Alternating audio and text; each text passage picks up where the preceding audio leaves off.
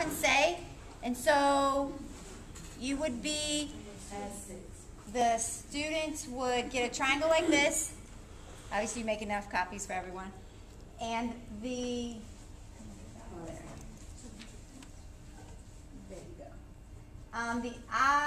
let me get, sorry, this is not like mine. There you go. Yeah. There you go. The object of this is you would show the students the card. It's obviously, you know, using phonemes, so you wouldn't want to spell anything. You just want to, you know, tell them the picture, show them the picture. Okay, well, boys and girls, what is this a picture of? Here. What is this a picture of? Farm. A farm. Well, we want to drop that beginning sound. Farm. Okay, what would we get if we drop that beginning sound in farm? Farm. What is it? Arm. Arm. So you would take your little counter and we'll use this. And you cover up, find your picture. Which is the picture of the arm? Which one's the picture of the arm? Arm. Right there. So you would cover it up. Okay?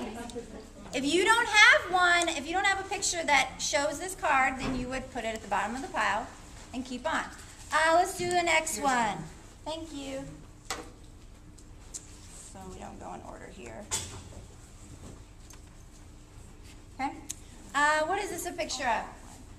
Seal. It's a seal. Let's drop that beginning sound, and what do you get? Eel. Eel. Eel. Okay. Do you see the picture of the eel? Okay.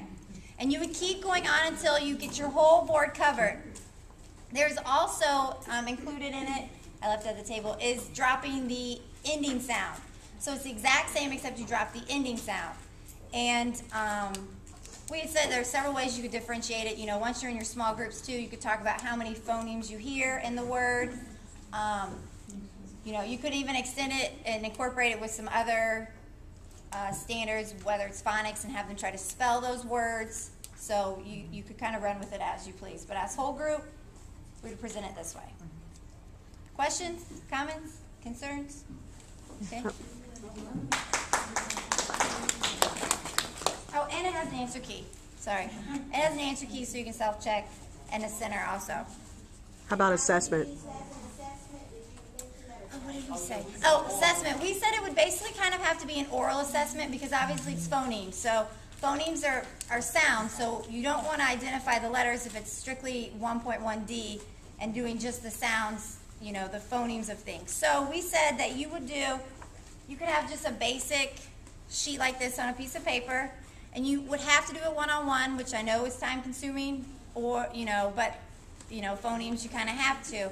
And you do it and have them, you know, if you say tape, okay, well, take off that beginning sound.